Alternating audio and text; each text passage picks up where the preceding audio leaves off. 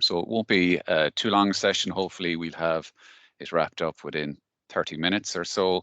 We'll be looking at the purpose of a CV. We are going to talk about tailoring because I think we've all seen people that send the same CV to a variety of companies with a variety of job descriptions. So it's very, very important that we tailor our CV. Another area that's underlooked, so everything on this agenda is deliberate kind of pitfalls that we in the career service see in relation to CVs.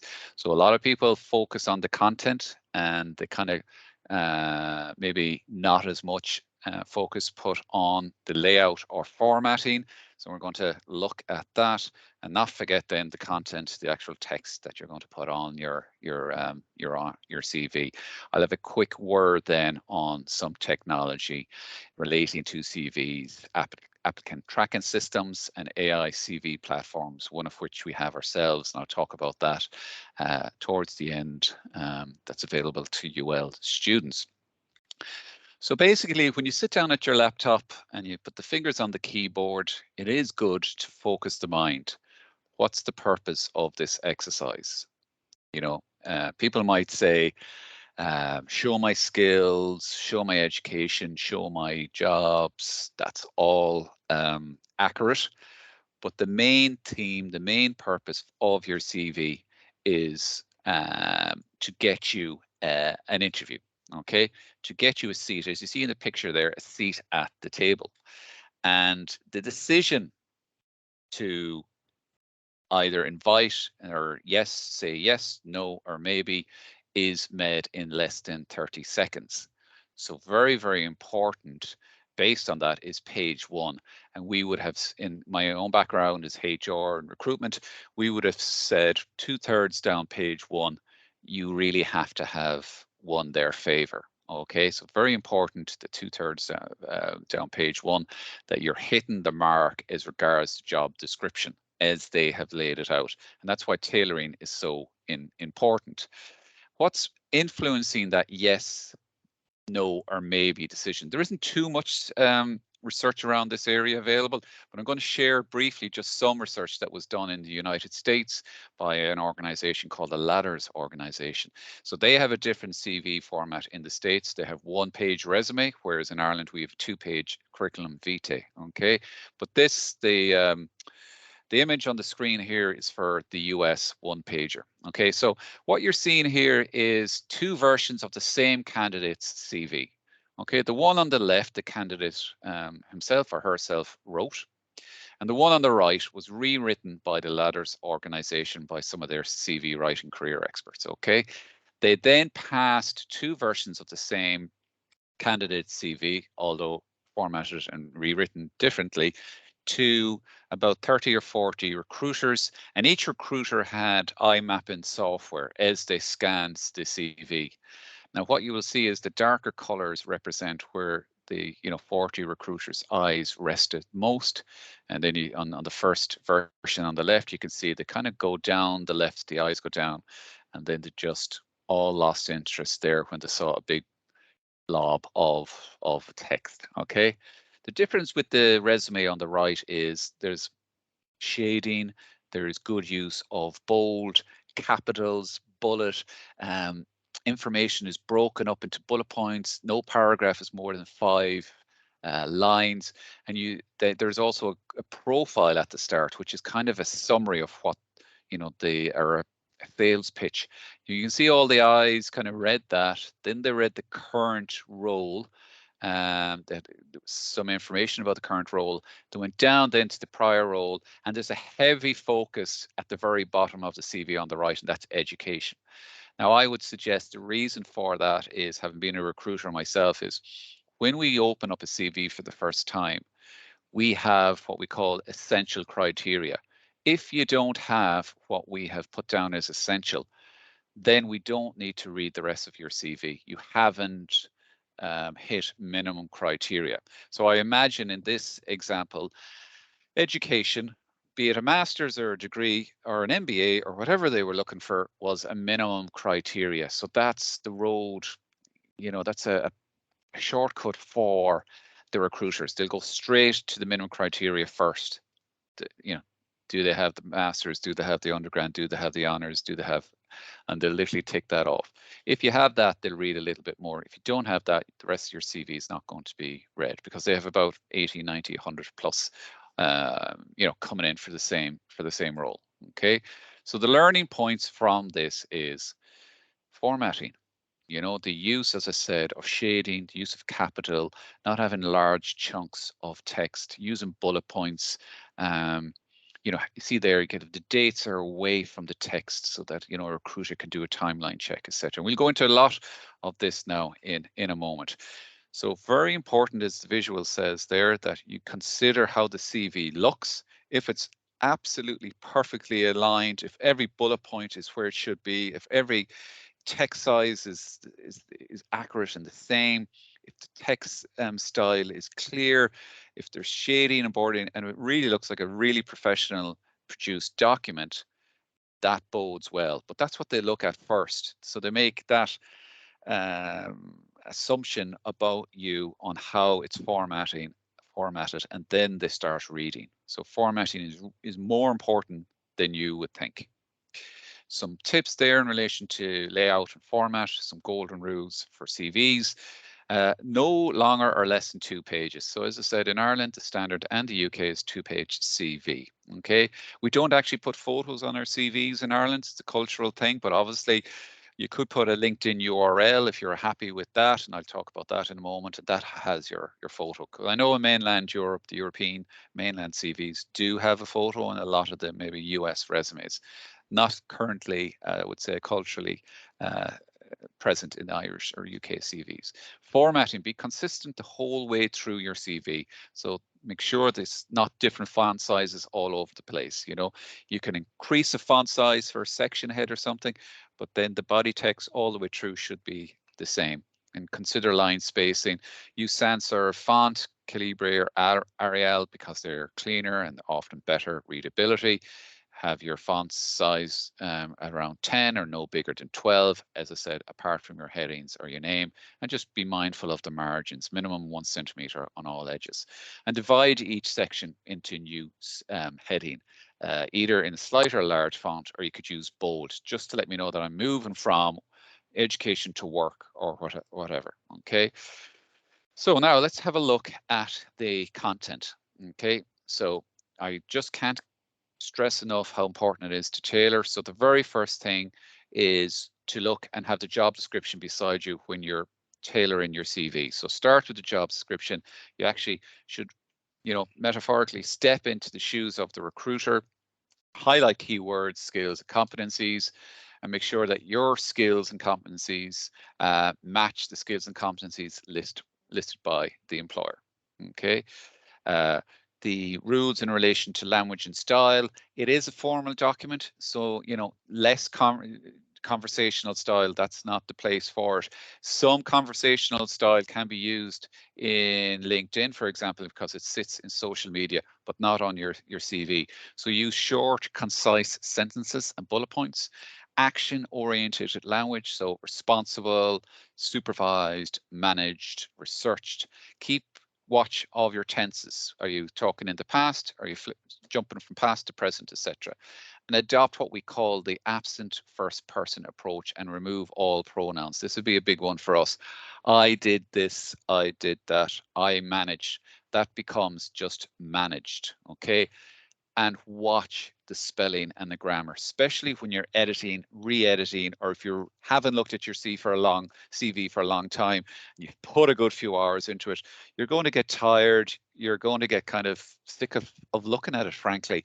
So a tip I would give you is to send your completed CV to 2 friends that are fresh pairs of eyes before you send it to any company, and just ask them, look, would you take a quick look? Would you mind having a look at my CV and see, you know, can you see any typos, errors, misalignments, wrong tense, anything you can find? I'd appreciate it. It's just 2 pages. They'll have a quick scan. 9 out of 10 times they'll find something that you won't, and much better to find it before you hit send than spotting it after the fact. Okay, so just get 2 people to have a look at it. Here's your typical CV building blocks for your average CV. So we'll look at it from a 2-pager here. So you'd have your personal details, you'd have your profile at the top. That would be your kind of sales pitch. You are, well, dependent. I mean, if you're a mature student, you might say your greater value is the work experience. I'm going to put that there, Brendan. I'm going to put education underneath. But for the vast majority of us in education, in UL, you would have your formal education there. Now, training and certifications, you could even put those on page 2. It depends, but what we're talking about is your UL qualification here under education. We'll talk a little more about each of these blocks now in a moment. Then you move on to your work experience, particularly if you were lucky enough to get a work placement through UL at undergrad level that was related to your course. That's probably your best sales pitch. You don't want that to slip onto page 2. And even if you had to kind of break the reverse chronological order, what the reverse chronological order is, it's the most recent first and working back. But if you did a job placement in year 3, you came into final year this year, you might be back in your local shop. You don't want that, maybe, so in that in that case, you break that reverse chronological rule. You put your work placement there and you call the section title relevant work experience. Then you can move to page 2 and have other work experience, your current pennies, McDonald's, whatever, as you move down, and we look at the other sections as we progress. So top of the CV, your personal details. Don't give over too much room.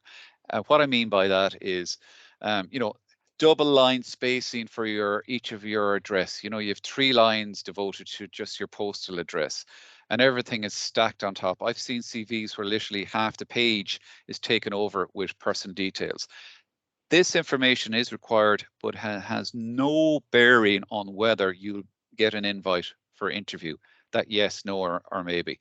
So it is required, but give it the minimum amount of space. Okay, so you could even give it 10. You could drop it down to 9 there, and you can see you don't need to put in a subsection title telling me that that's my address or this is my email. That's self-evident. So you can just literally pop them in, space, a little pillar there from your keyboard, another space, in goes your Gmail, providing that your Gmail is a professional looking. Any nicknames and any of that won't look good. Don't put in your UL, because if you're graduating, they'll turn that off within, I don't know, is it 6 months or 2 years? If you're putting in your mobile, make sure that you have a professional voicemail turned on, okay, especially when you're in the job search mode. And then the final piece there is a LinkedIn URL. The LinkedIn URL, don't put it in unless you're happy with your LinkedIn profile. And also you can edit your LinkedIn URL to get rid of the auto-generated letters and numbers and make it more personalized to yourself. But that would be enough at the top. Okay, so it's essential, as I said, it's not selling information. Don't give it too much space. Only put your LinkedIn URL up there if you're happy, and personalize the LinkedIn URL. So now then we're moving into the top paragraph, which is, we call it the personal profile, and it is an average of 5 lines or 5 bullet points, and it's a short introduction which outlines your personal characteristics, telling the prospective employer what kind of person you are, the attributes, qualities that you possess, and qualifications, not to forget work experience as well. Now, a simple formula there would be, you could start first bullet point with, final year, whatever your discipline you're studying, with expected honors. If you were lucky enough, let's say, to get a work placement, you'd say prior industry experience, 9 months with whatever, let's say it's a global company, global brand. And then bullet point 3 is the skills and strengths that you got from your education and your previous work experience. So you might start that bullet point 3, with skill set includes, but you're keeping one eye on the job description, because you're trying to match straight away as closely as possible the actual job description that they wrote. That's what they're looking for. So when they start reading these things, they get this positive sentiment towards you, and you're moving closer straight away to the interview invite. Bullet point 4 could be, standout achievement or attributes or any qualities. So, again, have a look at the job description and make sure you're matching it as much as possible. And then bullet point 5 should be a wrap up. bringing it all together. What's the objective?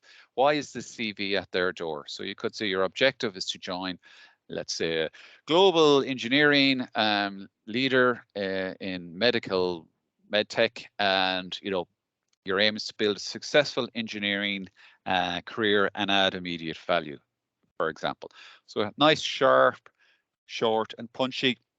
Have to be aware of what are my selling points. Well, I have some work experience. I have good grades. I have, modules or, skills covered. My work ethic is quite high. I do have some team and leadership experience, through sport or whatever. So you're looking at the job description, you're going, yeah, I have these selling points, and that's what I need to have in my profile. Okay. So then there's another sample profile there. Results orientated with strong numerical and analytical skills achieved through completion of financial analyst modules at undergrad and postgrad level, demonstrated ability to work under pressure and achieve targets during work placement with the relevant company, excellent communication, negotiation skills shown through the nomination for the 2019 Student of the Year Award, and strong time management and organisation skills developed through committee role in UL Sports Club while completing part-time work and study. So then you have your profile, you have your contact details done at the top. As I said, more likely the next section will be education. Okay, the most important piece of information underneath education is the title of your course of study. This is what should come first, not the institution, your course of study, and that's what you put in bold. Let's say it's a degree, diploma, or a master's. You write the official title. And remember what I said about keeping the dates away from the text so that a recruiter can do a timeline check. Did you repeat a year? Did you drop out? Was there a gap? Were you working? So have those dates over. For me, my preference to the right, but you could easily probably switch it and have them on the left and whatever. So it's reverse chronological order. So if you're doing a postgrad, that'll go first. Then you'd have your undergrad. You can mention your final year dissertation. Do I need to mention every single module? Not necessarily, especially at undergrad, you could have umpteen modules. What I've seen students do is put in a hyperlink to the course descriptor from the UL website. So if a recruiter wasn't familiar, on the off chance, now most of them, you're not the first finance or engineering or a law person they've hired. So, they're fairly familiar with the degrees, but you could put in the hyperlink and they can have a look at the particular modules. Having said that, if you scored quite high in particular modules that relate very, very closely to the job ad, don't hide the fact. So whilst you mightn't need to list all of the modules, you might say modules included and just list 2 where you got very high marks that relate to the actual job. So it's all marketing and it's all kind of consideration and judgment as you move on. I normally put in, or like to see, the last year of high school or the last year of Leaving Cert, so that I've, in Ireland, I kind of say, okay, they're around 18. Did it go straight into university? Did it take some time out? And you can kind of do a timeline check from that. So that should be your education there. Okay. Include the full title of your degree, the university at which you studied, your predicted grade, highlight relevant projects. Again, careful on the projects. You don't need to give over huge, big, massive, detailed description of the project. The project title, one bullet point underneath it will do. The only point of a CV is to make a decision, to have a discussion, to have an interview, to have that chat. They'll have time to go deeper in the interview. So you're never going to be able to show and elaborate on your CV. And actually, it works against you, as we saw from this research at the start. They just want top level to get a decision to invite you for interview. Education's done. You're going to start work history then, okay? Our work experience. You're going to start this on page 1, most likely the midway down page 1. It looks maybe something like this. Now, the most important piece of information for work history is the job title, okay? So job title in bold. Then the company name. If it's a big company, you could say what department you were in, etc. If it's unfamiliar, you might want to put the URL for the company so that recruiters can just have a look at the culture, size, and scale of the environment that you came from. Your dates then are on the right. And nice little features to put a description. So not jumping into the duties of the role, but kind of just tell them 2 or 3 lines, set the context. Where in the company did you work? What was the product or business that your team were involved in? If it's a big company, how many worked in there? Who did you report to? That kind of thing. And then you move on to the actual activities of the role. Now, a word of warning here, a lot of people cut and paste their job description from maybe their prior position, which is kind of task orientated, whereas an employer knows that, okay, you might have had 47 different tasks, but again, they just want top level. During that time, look at the job description that they've advertised. Was there an opportunity to problem solve? Did you improve anything even slightly the way they used to do things, or a process, even in a part-time job? Did if they're talking about timelines and project management in the graduate position, is there any way I can showcase that I used to take a body of work in that prior job and get it done on time? If they're talking about working in teams, is there any way that I can show them my communication in this role, or that I took ownership? Okay. And so it's not just the, transactional duties, all just laundry list. You have to kind of think a little bit more and sell and kind of script it towards the job description again. Okay. Further on from work history, just close out any time gaps. Okay, so don't leave a big gap unexplained on your CV. They're hardly going to ring in and ask you to explain, but if they're risk adverse, and if there's something that's not making sense for them, they might just go on to the next candidate. Okay, prioritize the work that targets the job. Highlight the relevant experience. So not everything, don't throw everything into CV, just tailor it for that exact audience. Use metrics to measure your performance wherever possible. What we mean by that is, if you were working even in a part-time job, how do I know you're any good at it? Okay, if you're telling me you've great customer service because I dealt with customers, that's not enough, because every CV coming into me will say the same thing.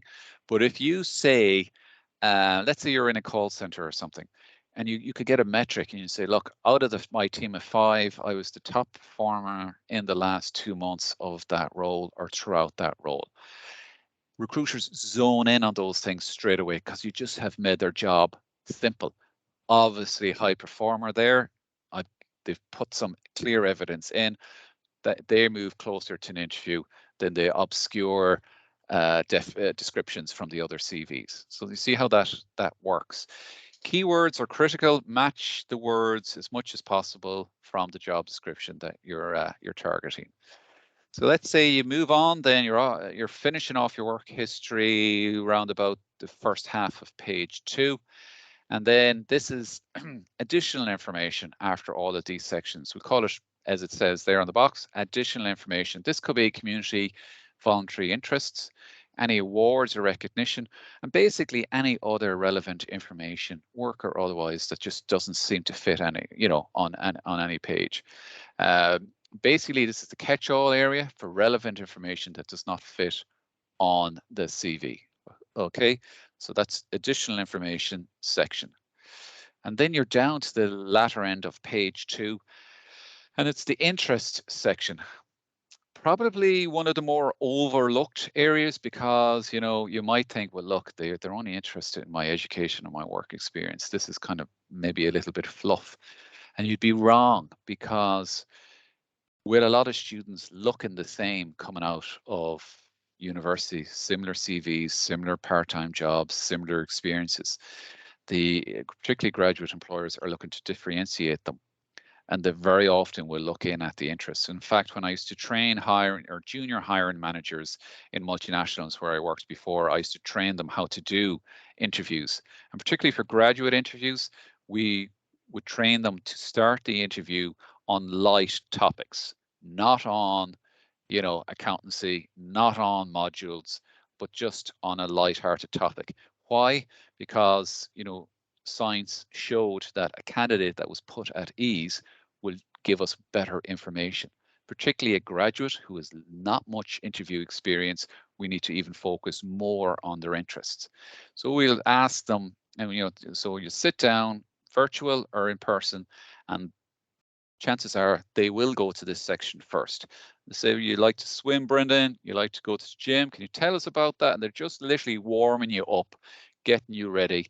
So give them something to talk about. Don't just write 3 bullet points, socializing, walking, and cinema. I mean, it's a disservice to the people who are taking time to read the CV.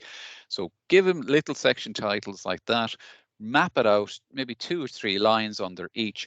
If you go to the gym, you can actually showcase yourself positively. You can say, I go before lectures 3 times a week. Now, for a recruiter, you're kind of going to say, well, that's a fairly strong work ethic. I mean, I can remember a UL candidate that was on the senior swimming team in UL, go in for Olympic selection, and she literally had written down a bullet point, swimming. And only that we happened to discuss it. It was a missed opportunity. And actually, it was such a strong selling point, I suggested that she put it into bullet point 4 on her profile, because employers know if you've got that work ethic, that diligence, that resilience in a sporting environment, it's very easy to translate that over into a work environment. So they really want to see that kind of stuff. So don't miss the chance to sell here. You want to look like you're a high energy, active and well-rounded individual. Okay. And then last but not least, at the very, very bottom of page 2, you just put in a section title called references, and all you are expected to put in there is available on request. So you don't need to list mobile numbers or emails because of data protection, and they're unlikely to look for a reference straight off the bat, unless now they have some application form on their website and they just have to populate every box. But most often, only when you're coming towards the, let's say, the second round interview or final round and they're interested in you, you've performed well, when they start looking for references at that stage, it's a good sign. Normally they look for 2. Now, back in my day, I would be really looking for work, work related, because whilst academic, it's, let's say, for an industry job, an academic reference from a lecturer is great, that you turned in good assignments, your attendance in lectures were good, and you participated in class. It's not a like with like environment to business, where so we would prefer even the local shop, so we look like a time and attendance, dealing with difficult customers, all of that. Okay, if you've only got 1 work reference when they come looking for it, that's okay too. You have what you have, and to be honest with you, employers are less zoning in on references for graduates, because you don't have a hell of a lot of experience. It's only later they get pretty serious about work references.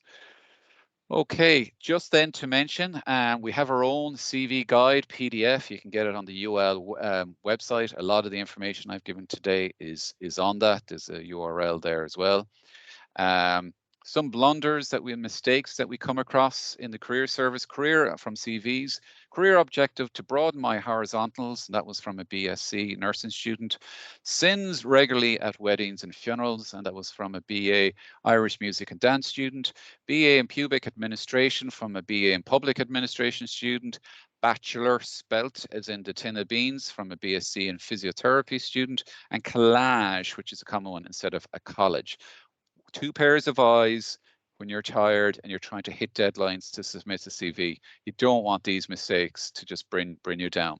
Applicant tracking systems, there's a lot of worry that every time you send in your CV, a robot is scanning it. Not the actual case.